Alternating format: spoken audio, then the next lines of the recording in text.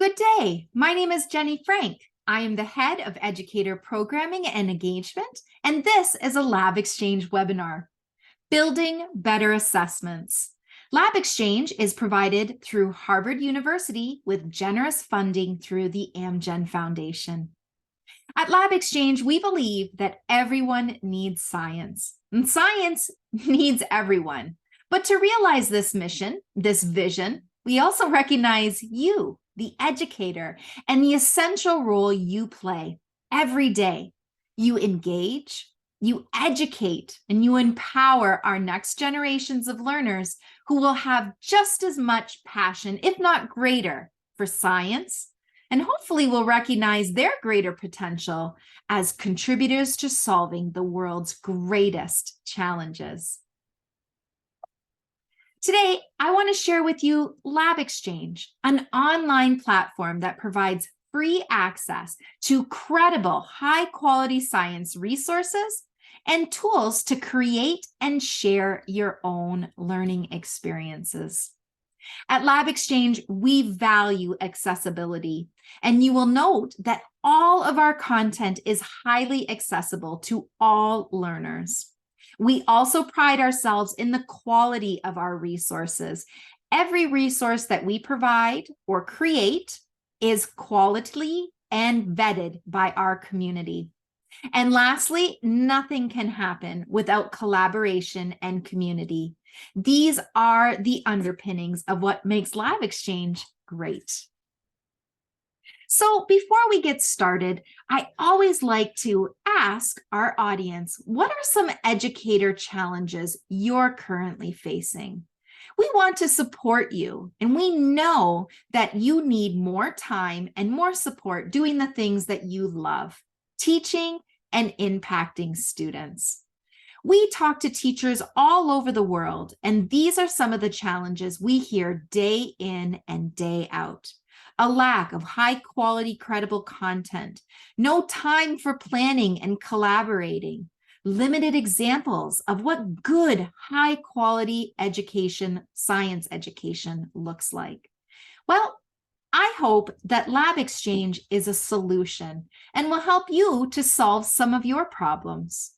LabXchange can help by offering you access to our free library.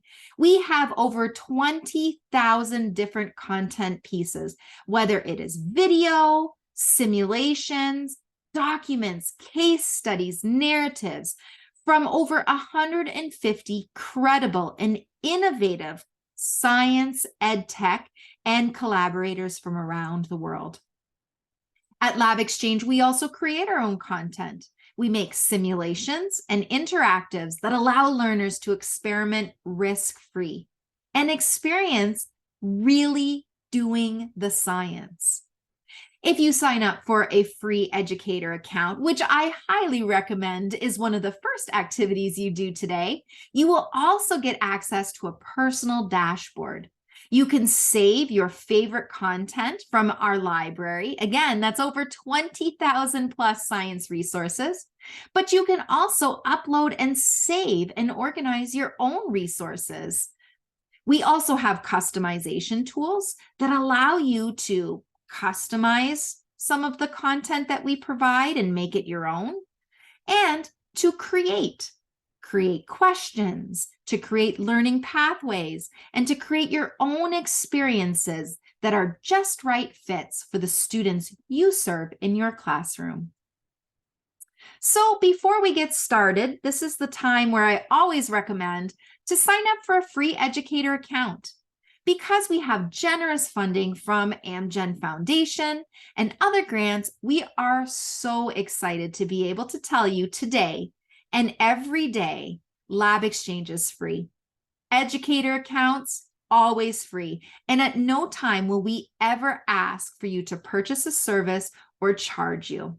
We believe that everybody, no matter where you are and no matter what your circumstance, should have access to high quality science content.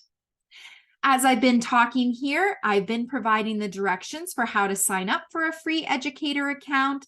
It is incredibly simple to do and very seamless. All it requires is a few steps by entering your name and your email, selecting your role as an educator, and then verifying that that is your account being created through your email verification. And that's how simple it is to get started. So let's talk about today's learning objectives. We have 2 learning objectives. The first is to define what authentic assessment is in the science classroom. And second, to learn how to design assessments with LabXchange tools. So let's get started with a new definition of assessment. Take a second to think about some of the ways that you personally define assessments. I know for me, sometimes I think about them as types of assessments, summative assessments, informal, formal assessments, maybe quizzes, tests, midterms, end of year unit tests or end of year tests, exams. Those are all of the traditional ways that I've experienced assessments. And as a teacher in middle school and high school science myself, I've given assessments. But it's time for us to start to think about a new way of defining assessment. Look at these 3 examples of definitions of assessments. A process of gathering data to better understand strengths and weaknesses. Assessment is used to understand the state or the condition of learning. And finally, assessment is any evidence that instructors collect on students' progress towards the stated learning outcomes. I don't know about you, but when I read those definitions of assessments, I certainly don't always hear and think about quizzes and end-of-year tests. I think more about formative assessments and how students, learners, can use assessments to gauge their own progress towards mastery. At the end of the day, assessments are for the learner. So let's talk about a new definition of assessment. And let's think about LabXchange and some of the things that we believe in, some of the principles that we use when making decisions about the content and the experiences we offer on our platform. Are they meaningful? Are they empowering to learners?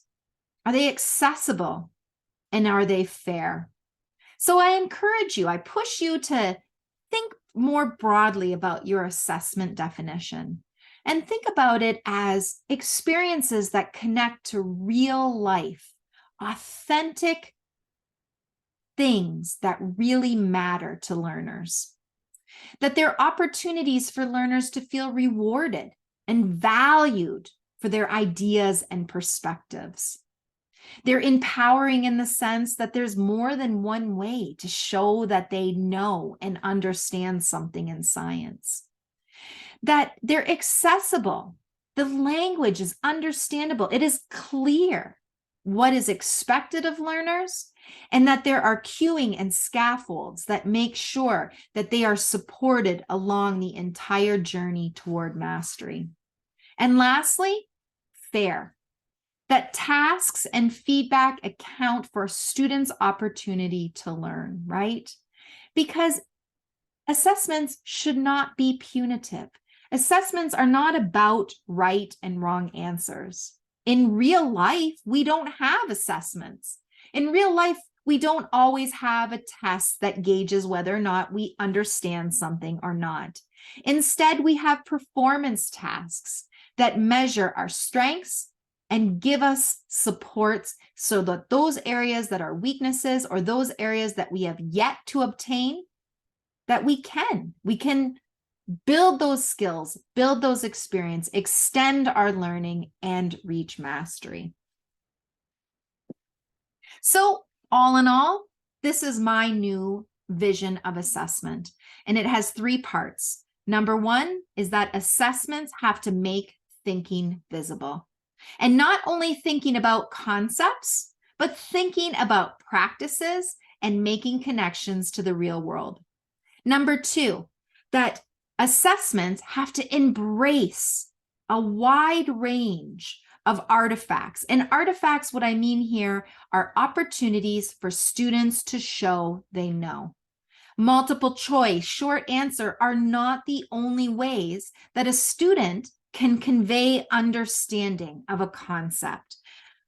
So that is really important. And then finally, and my most favorite, is that assessment needs to celebrate student learning. It doesn't need to give closure to a task or a unit or a lesson, but yet celebrate the successes that were rendered as a part of that experience, recognizing that learning is a journey and not a destination. So today, I wanted to share with you some of my design process. And I think it's important when we're talking about creating more authentic assessments. So moving away from traditional multiple choice and short answer and essay types of questions where students show they know, and creating opportunities for students to experience tasks, authentic tasks, where they are engaged and hooked by something really interesting and exciting and meaningful in their life. That they engage in the sense-making process by gathering information, finding facts, doing observations and experiments to start to make sense of something that they might not know about or to solve a problem. And then lastly, to give an explanation, to provide a summary, or to give a reasoning for something, or maybe even to make a claim, like in an argument. And then lastly, be able to support that with evidence from their learning experience and journey. So for me, in order to be able to create this complex task, these are the 5 steps that I go through as an educator to plan for those kinds of experiences. Number 1, I ideate the performance task. What kinds of great things can I present students that are relevant phenomena or problems? Number 2 is I create an assessment scenario. So what's a puzzling or compelling scenario that's going to drive curiosity and inquiry? Next, I gather my resources, and that's where LabXchange can support you. And then I make an assessment pathway. An assessment pathway is a storyline. It has a beginning, a middle, and an end. And at the end, that is where the student is using those upper level, higher level thinking skills to create a solution, to argue a claim, and to explain evidence. And lastly, in my role as educator, what does success look like? And how am I going to support learners to achieve that success? These are the 5 steps that I use to create a thoughtful assessment task. So before we get into each one of these steps, let's take a moment and just look at a high quality assessment task. So what I'm going to do very quickly is jump on to LabXchange. And it's so simple, labexchange.org. Once you get to LabXchange, you're going to see this incredible landing page that shares with you how you can explore, how you can start your journey, and how it works, right? So explore, create, and share. It's also going to highlight some of our featured content and some great feedback from educators that we are helping all around the world. But today, what I'm going to share with you is an example of an assessment pathway. So right now, I am in my dashboard, and with a free educator account, you get access to this dashboard.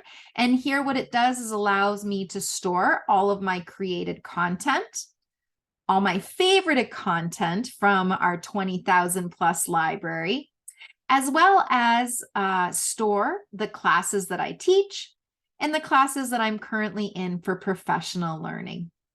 It also has message, which allows me to connect with different community members across our LabXchange community directly. So I want to show you today a pathway that is all about, let's see here, evolution.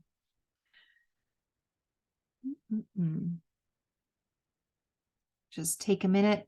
Well, you know what? I'm going to take advantage of my filter tools here. So these are all the different kinds of content that I've created. And for this one, I'm looking for a pathway. So I'm going to click on that filter. Here we go. And here it is. The pathway is called Exploring Evolution. And this pathway was actually designed by our teacher in residence, Mary Lou. She's done an incredible job. So this performance task will build students' background knowledge about evolution. And at the end, they get to experience a simulation. And then through that simulation, they get to show what they know. So they get to elaborate and evaluate their understanding of natural selection. So remember, we talked a little bit about number one is having a really good scenario or a really good hook that activates students' curiosity. Maybe it's a problem or maybe it's a phenomena. And that's exactly how we're starting this performance task with an interactive. This one is from SERP, and it is the amazing story of the peppered moth.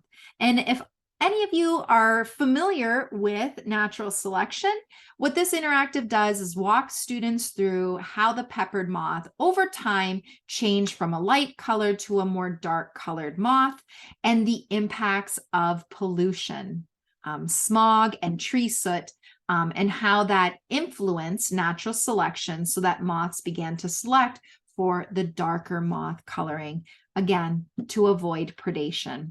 But all of that information is not just regurgitated to learners. It's something that will be revealed to them through this observation of phenomena.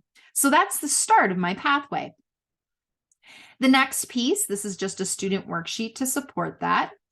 The next piece in my pathway now is to develop context, right? So now this is the part where I want to teach some concepts and I want to develop some understanding with my learners. So here is a great text. This one is from our collaborator, Welcome Genome Campus, and it's just a simple test explaining what evolution is and how it is connected to natural selection. And again, it's reinforcing the phenomena of the peppered moth. In the next piece, students get an opportunity to learn about what is evolution. And again, remember we talked about multiple modalities? Obviously, we just saw a text piece, but here's an opportunity now to learn about evolution in a video. So now we're accessing and activating different modalities like visual and hearing. Here's another great example. This is talking about how horses have evolved over time. I know a ton of my students, when teaching in rural communities, had a love of horses. So I think that this is very interesting, and it gives them an opportunity to use a scientific process, right? Practice, looking at models to better understand a concept. The next thing we have in here is using a check for understanding. So we've been introduced to a phenomena. We've been introduced to some more information. We've collected information about that phenomena. So let's use a question set and see if we can transfer that information about population change over time. I'm just going to select that just to move on. Or maybe transfer, this idea of about using, instead of the peppered moth with predation, now using mice and mice of the same colors. So that is there.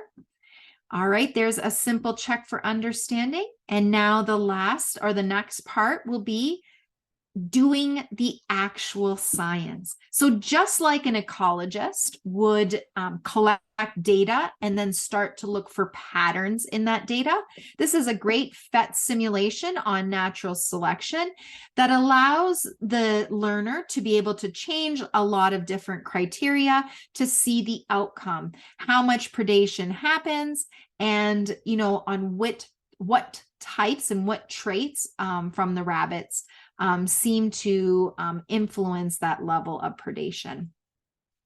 And then finally,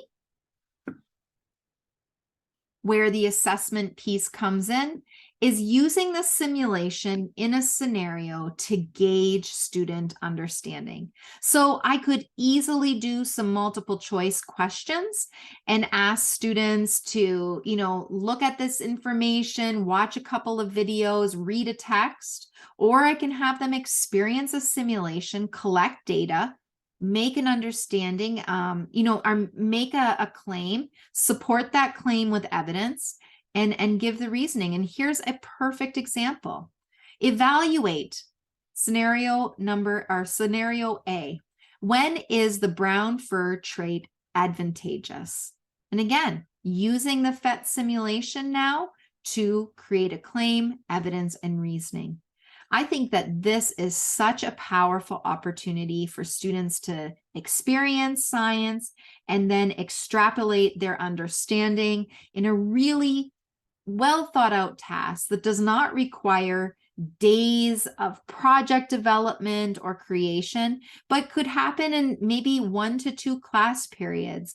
And at the end, you're going to have a really high quality opportunity to evaluate your students' learning and understanding of not only evolution, but natural selection, and to give a real life example. So that is our example. So how do you get there? How do you find your way to that kind of assessment task? Well, for me, I always start with unpacking the standards. Personally, I tend to gravitate towards the next generation science standards. Number one, I am a US-based educator. But for the second reason is I really appreciate the framework's performance expectations. So they're really moving away from this idea of rote memorization and moving towards the idea of sense making and thoughtful, higher order thinking tasks in order to show you know. So up here at the top, we have the performance expectation. And again, instead of saying in this example, what is biodiversity and how does biodiversity change in an ecosystem, the performance task is evaluate competing design solutions for maintaining biodiversity and ecosystem services. That is a lot different of a performance task than any assessment I have ever given in my middle school classes. So again, I want to understand it a little bit better. Let's deconstruct the standards. So what are the core ideas, right? What are the big concepts that I want students to walk away with after doing this task? What are some big cross-cutting concepts? Cross-cutting concepts are those ideas that weave in and out of not just your lesson and your unit, but your entire course. Concepts like cause and effect relationships, understanding patterns. Those are just a couple of examples. And then finally, the idea of scientific practices. So in this particular case, all of these practices are the ones that we want to emphasize in science teaching and learning. The ones that I've marked off are the specific ones that adhere or align to this task. So now that I understand the learning standards, I've defined the assessment boundaries. How do I identify relevant phenomena and problems? Well, believe it or not, there's a ton of resources out there. And one of the resources I wanted to share with you today is from Achieve. And it's part of the task annotation project in science. And what they've done is create 1 to 2 page briefs that highlight the most important, the essential understandings when it comes to designing three-dimensional performance assessments. In this case, it's focused on phenomena. And I love what they consider here to be a checklist of look-fors. So it should be relevant and engaging. They should be problems that are vital to 3D assessments. The way that the phenomena and problems are presented should matter to students, right? That's that authentic idea. And that uncertainty distinguishes powerful phenomena for assessment. And what we mean by that is that the phenomena should be puzzling in the sense that it evokes questioning from learners and curiosity to want to make them, or to make them to want to know more. So that is a great checklist, and it goes on a little bit more to give you some more ideas. And some other resources I want to share is that there are a ton of different websites that are starting to collect banks of phenomena.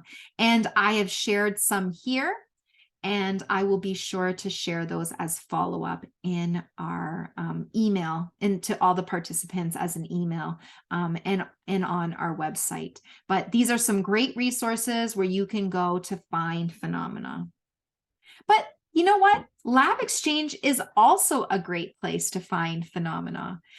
Some of the best phenomena that I have found are through inspiring videos, articles, and always my favorite, data. So I just wanted to share with you a couple of our collaborators at LabXchange. One is Science IRL with Molly Edwards. And if you ever get an opportunity to use one of these videos in your classrooms, I highly suggest it. They are so engaging. Molly's character, her personality is just really engaging, and students overall have a really great time watching these videos. But you can see that there are great topics aligned to biology in this case. And these are great ways to start a conversation, right? Swarm robots. What's that all about? Just reading the title, I'm interested to know more. And that's igniting that curiosity that we're looking for in students. Another great tool that I use as a hook in my classroom to set a scenario is our news articles. And this is our collaborator, Science in the News. And they have great content in here, all about some really interesting, newsworthy articles about some really fascinating topics. Air bubbles allow some lizards to breathe underwater. What? That's incredible, and I want to learn more. The last one I want to share you, and again, this is a great one, especially considering the fact that we should be more thoughtful about data literacy and teaching data literacy as a literacy for learners as they move on in college, career, and beyond. But just to be a citizen, right, is to be able to be data literate. I just think it's just so essential for us as educators to teach our learners and to build that capacity and skill. But this collaborator, Our World in Science, is they have 317 content pieces that offer interactives around different kinds of maps and data. And this is similar to the peppered moth sample that I shared. Such a great way to start a performance task. Just having students looking at data using a very simple I notice, I wonder protocol, and start to generate questions about what they're seeing. And that's where those cross-cutting concepts come in, right? Are they seeing patterns? Are they seeing cause and effect? You know, what does scale and proportionality have to do with some of these things? So again, what a great opportunity to really engage learners, spark that curiosity, create the hook, and get them asking questions, which in my mind is one of the most important skill sets that we can equip our learners with. So now we're on to phase 2, which is creating a context scenario. So for us in our context scenario, what we want to be focusing on is describing the phenomena, right? Or introducing the phenomena. asking students to engage in the sense-making process, right? Don't just give them the answers, but ask them, what's going on in this video? What's going on in this data? What's going on in this graph? And then requiring them to start to think about the science ideas that they already know and make connection, and to think about some of their skills and science practices that they can use to help them to seek out more information, to seek out clarity. A couple of resources that I wanted to share with you are from Achieve Again. This is the assessment tasks must-have. And I'll just share this really quickly. Oh, actually, I already shared that with you. This is the science task screener. Sorry, wrong one. But this also helps you to kind of get an idea for what tasks should have. And it gives you this great little checkbox here that you can check off, to kind of go back and see if your assessment does create a scenario that is sufficient to be a performance task, and a scenario that's sufficient to be relevant and engaging to learners. All right, so how can LabXchange help with the context scenario? Well, we've got case studies. LabXchange has a great collection of case studies that I'm going to share with you in the chat.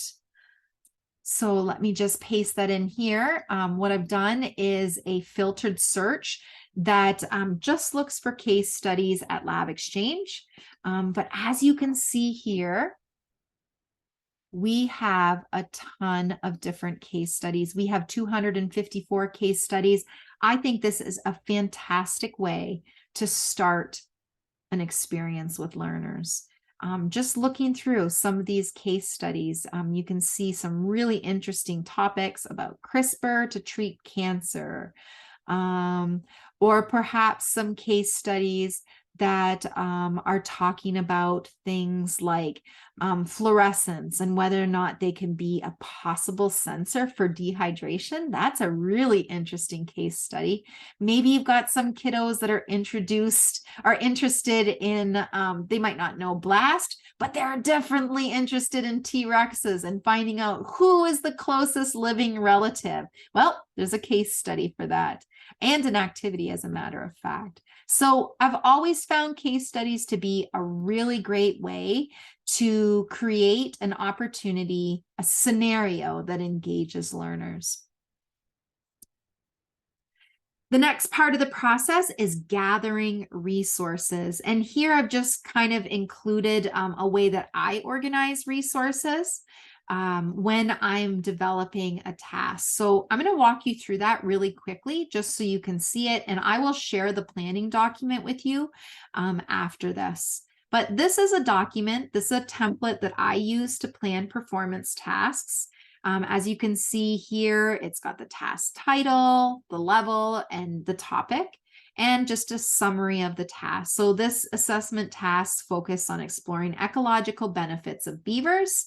I want students to understand that beavers are keystone species, that beavers are ecological engineers, and that they have the ability to reshape the environment around them. And that when they do, they have positive change. They increase biodiversity, they increase water quality, lots of other different things. And then at the end, my task is to ask them to design a solution to, promote and protect beavers in a land management kind of a way. So that's the performance task. Here is me breaking down the different expectations, the core concepts, cross-cutting concepts and practices. And then lastly, what's the relevant phenomena in this case? Well, this one is that beavers are firefighters. They might be our best firefighting chance. And I have a great video that introduces my middle school learners to beavers as ecological heroes. That is just really engaging and really pretty cool.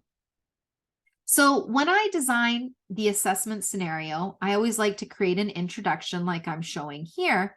And then I like to identify scaffolded tasks and create student prompts. Now, if you think about it, the student prompts are actually assessment questions to check for understanding.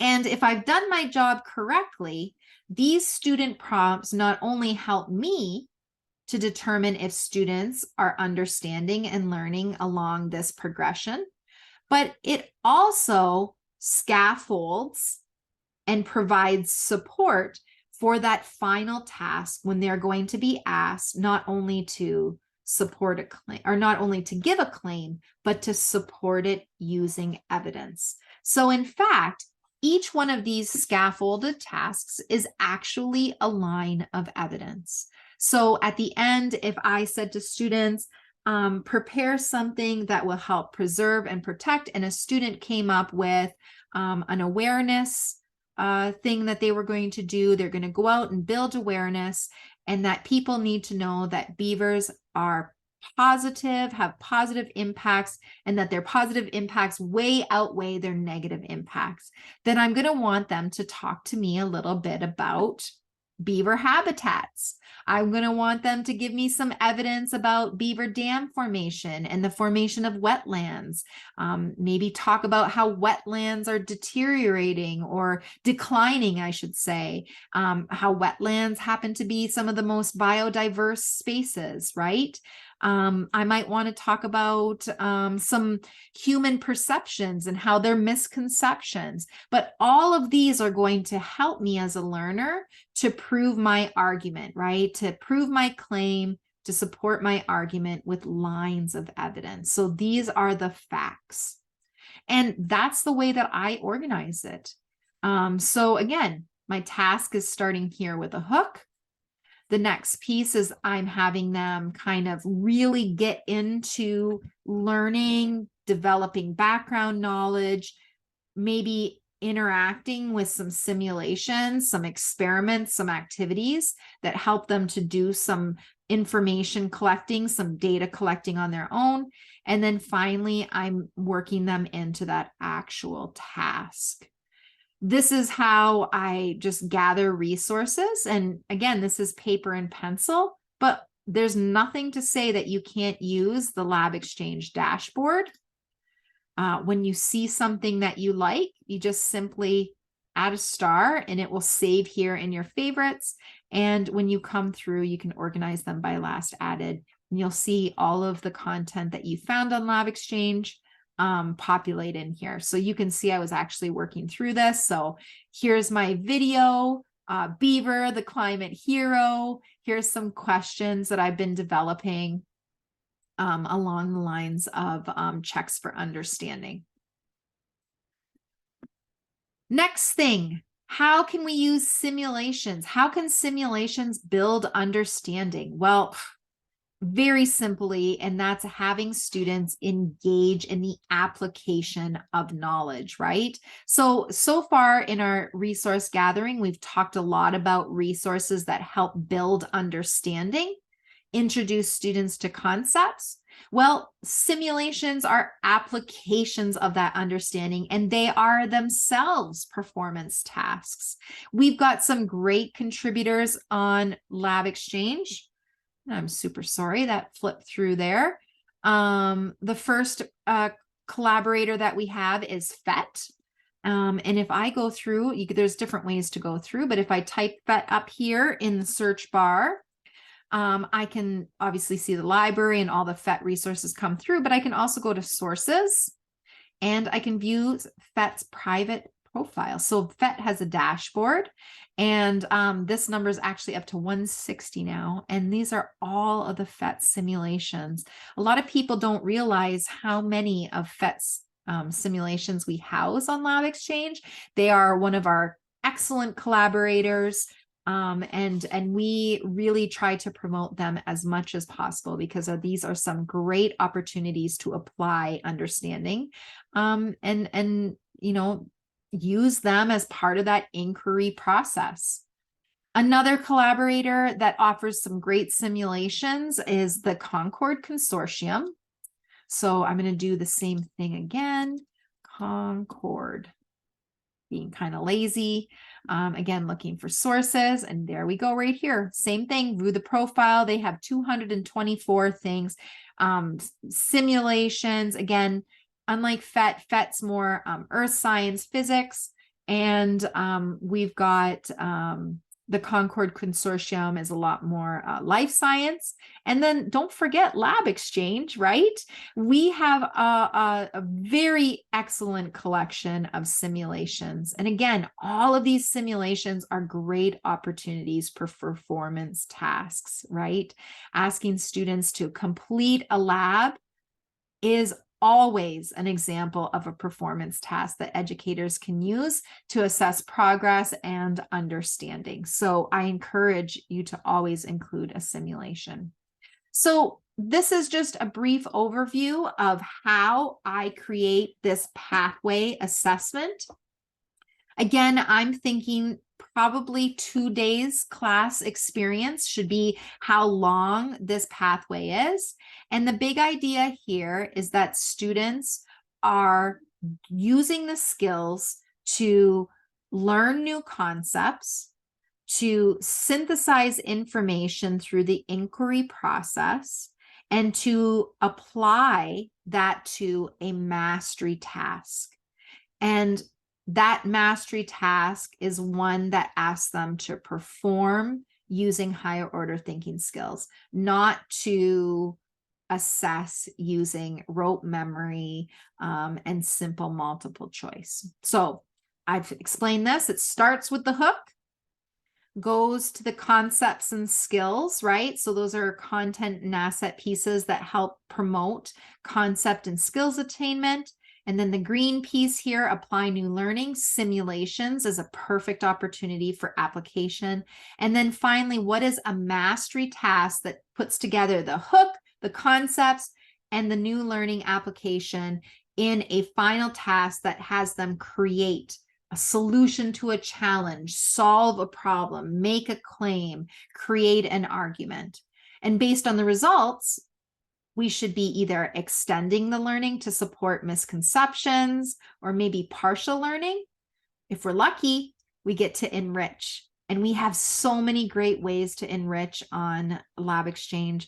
One perfect example that I always like to share is that we have a content type called narratives. We have 701 different narratives. They're either narratives that we've created or we've created in conjunction with Amgen. And they're just absolutely wonderful stories. I just clicked on Amgen Biotech.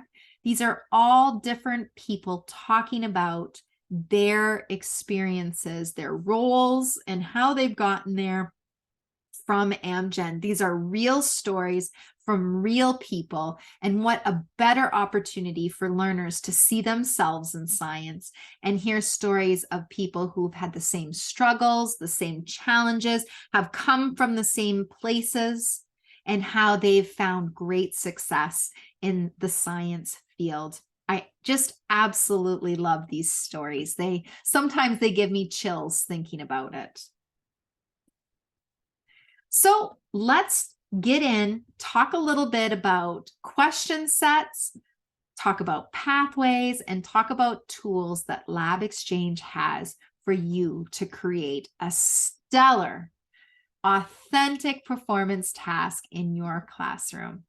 So here is me. I will do that one more time because I did that kind of quickly, intuitively, I guess, is that in my dashboard, again, here's all of my content. That's the content that I've created as an educator.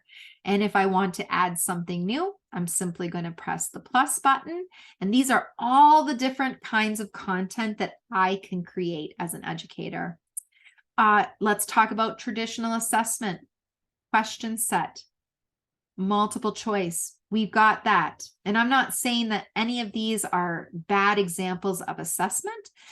What I'm suggesting is that there are tons of ways to make these types of questions even more thoughtful and more exciting. So I'm going to show you an example in a few, but before I do that, I thought I would just show you the template and how easy it is to complete. You need to enter a title, You have to enter the question, and then you can provide all the different answers. You can have one answer, you can have 20 answers if you want, and you even have the opportunity to provide specific feedback. So let's say they correctly select this, you can give them even more custom feedback or maybe extend on the correct answer. So what a great way to differentiate and personalize the learning for your students. Once you're finished, you agree to the terms of services. You can, add all these fun things like an image and tags, and then you save it. And that's how easy it is to add a question set. Now, are there some ways that we can make question sets even better? Absolutely. This is called building better assessments. So here's a perfect and really simple example. Instead of expecting that learners or teaching learners about beavers, why not give them a model and have them use their skills to, interpret a model and make inferences? That's what great scientists do. And then ask questions about their understanding and comprehension. So again, I'm not necessarily requiring that students have background and experience with beavers, beaver habitat, but what I am expecting students to do is to use their scientific practices and skills to be able to look at a model and draw conclusions. And so that's what this example here is doing. If they can do a great job of using a key and extrapolating data from this model, they should have no problem whatsoever answering the right question. I've set it to unlimited chances so they can go and answer every single one. And when they do get the correct one, they get feedback that scaffolds and provides them with additional information, validation of their correct response. I can show you another example. Here's an example where a middle schooler is going to be introduced to information, and from that information, they will have to extrapolate what's most important to answer the multiple choice question. So in this case, I've got a simple reading passage. I've got a great visual for students to interact with, again, multiple modalities. And here I'm listing out, here's some students. A student recorded some really interesting facts about beaver teeth. They read those facts, and then here they're selecting what is the teeth function that best supports the survival of the beaver. Again, I could do a simple multiple choice and ask them for yes and no questions. I could ask them to, have rote memory, or I can ask them to read new information, learn something new, and apply that understanding in a different context. And here's a great question that has them thinking about the implications of learning about the beaver. And again, simple question set against just a multiple choice question, but here you can see how I'm setting it up and how it's so much different. It's better in the sense that it has a visual graphic that they can look at and contemplate. There's compare and contrast. And then lastly, it's asking them to apply some knowledge that they already know about beaver habitat. So you can see here, this is the pond and a stream, and this is the design number 1 for the housing. And then this is design for housing number 2. And the student is making a claim or setting an argument for which of the designs is most beneficial to ensure that humans' needs are being met, as well as protecting and preserving beaver populations and ecosystems. So that's just a really simple way to use question sets. And now I just want to dive in really quickly on how to create a pathway. Very simple, same idea of a template. You're going to put in a name. You're going to add a description, and look at how easy it is to add content. I click on the box. I can search our library. I can search my own content that I've created. Let's see here. And look how easy it is to add. Remember that idea of beaver as the hero? I told you it was a great hook. Plus, add that right in. Maybe the next step is that I want to talk to them a little bit more about habitats and ecosystems. That's a really important skill and concept, but I don't seem to have any personal content. So look how simple this is. Ecosystems. Ooh, excellent. Let's see here. I can just simply look through, or I can use my filtering tools. Maybe I want a special content type. I want just a text. All right, so let's see. Maybe I don't want ecosystems. Maybe I want keystone. So again, I'm looking through text and I'm looking for the keyword keystone. And any of these things, I can just go through and add those in here. It's talking about biodiversity and a lot of different text types. Or I can just see all the different things. Oh, here's a case study or another case study. Oh, here's an interactive to learn how they survey things. Here's a great video. So again, if anything I find that I think is suitable and thoughtful, all I'm going to do is simply press on the plus button and add those items. And look at that. It appears right in my pathway. I can use my cursor to move them around. I can add notes to tell students directions. Read the following text and blah, blah, blah, blah, blah. And once I'm finished, again, I can upload an image. I can add in my learning objectives, agree to the policy, and save that pathway. I believe that I already showed you a really great example of a pathway earlier today. Let's see here. That was with the ecology or the evolution, I should say. All right, let's see here. Here's another example. And it's so easy to just go back and edit that pathway. Come through here, remove something. I can visually look at something again. I can add more content or delete content. So it's just so simple and so seamless. And that's how I would set up a performance task using a LabXchange tool. Why do I think this is a better method of assessment than traditional activities, paper and pencil? Well, I'll tell you why. Number one is that it uses technology. In this generation, all students are gaining information and insights through technology. It is a native tool to them. So that's number one. It's a tool that they understand and that they use regularly. Number two is that the learning pathway is self-directed learning. So students get to learn at their own pace. And what better way to differentiate learning? If there is one of the biggest things that I have seen through my learners that differs, obviously things like background knowledge, experience, reading ability, these are all just a couple of things that definitely impact student learning, but those things all relate back to self-directed learning and pacing of learning, right? All of those things attribute to how long or how short the time it takes for a student to learn new things. And LabXchange it's independent. So students are learning at their own pace.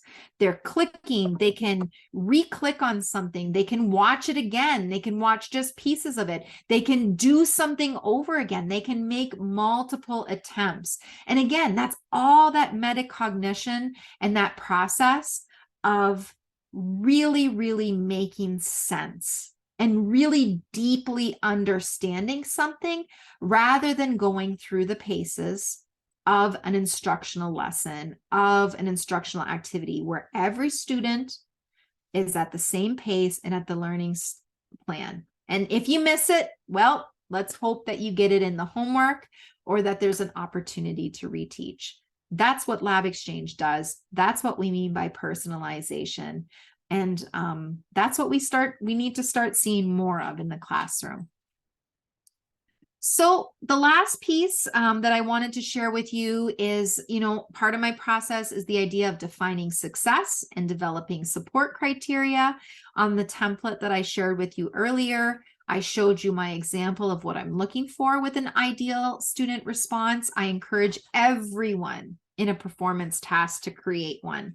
As a matter of fact, when I created tasks that were more project and challenge based, that had open-ended solutions, many times I used the examples from myself and then from other students as time went on as exemplars. And we would assess them together as a class and determine the strengths and weaknesses and offer opportunities for improvement.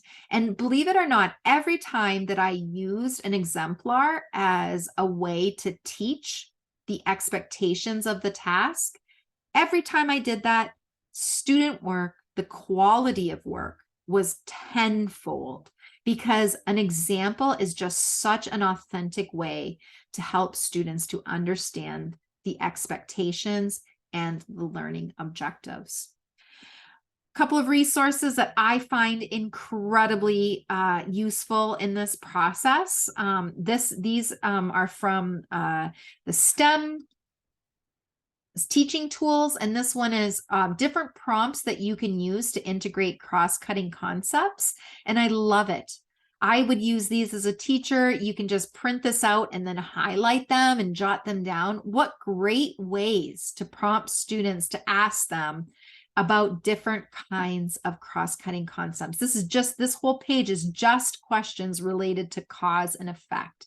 And again, at the end of the day, is it more important that students can regurgitate facts about beavers, their teeth, their tail length, all of those things? Or is it more important for us to be able to, encourage students to talk about the complex cause and effect relationship between beavers creating dams and habitat, biodiversity, keystone species, big concepts like that? So that is a fantastic resource. This resource right here is from Research and Practice Collaboratory. And in this one, it's about integrating the science practices. So those are those skills like asking questions, using computational thinking. But what I love about this is that it actually gives you a task requirement template. So if you want an assessment task to focus on asking questions, here are all the different steps that you can do. If you want it to be about defining problems, here are all the task requirements. And it's just a really fantastic document. I've used it several times myself. The last one I wanted to share with you is this piece right here. And once my collection is secure, this is a collaborative inquiry into students' evidence-based explanation. And this is a case study, a research study talking about this strategy for deepening the depth of explanation of learners, right? To really getting students to show what they know in a really thoughtful, deep way. And the tool that they have at the end, it's all around, it's a rubric for evidence-based explanations. And if you think about it, that's really what we want students to get out of learning, right? Is that not only can they explain something thoughtfully, but that they can also use evidence to support that explanation. And what a great rubric. And there's even this thing called a consultancy protocol for examining student work. So again, if you're creating tasks as a team of teachers and implementing those with your learners, using, looking at student work and using data-driven inquiry processes is such a great professional development and a community of practice opportunity. And again, the reflection that goes into that and the conversations that lead to really strong instructional and curriculum decisions, that's the essential work that we need to do. More time for that, less time for planning. And hopefully today you've seen that LabXchange can save you that time so that you can do the things that you really love to do, which is teaching and making an impact on learners. Thank you for spending your time with me today. I hope you've learned a lot about designing performance-based tasks, the process that I use to think through this very complex system, and how LabXchange and our creation tools can help support you along that process. I hope you have a great day. A follow-up email with all of the resources will be coming along shortly. And if you ever need anything, always feel free to reach out to me. I placed my email in the chat. It's jennifer@labexchange.org. I'm always looking for opportunities to speak with educators, train with educators, demo with people you know, and meet innovators all around the field just like you. Thank you again for your time and have a wonderful day.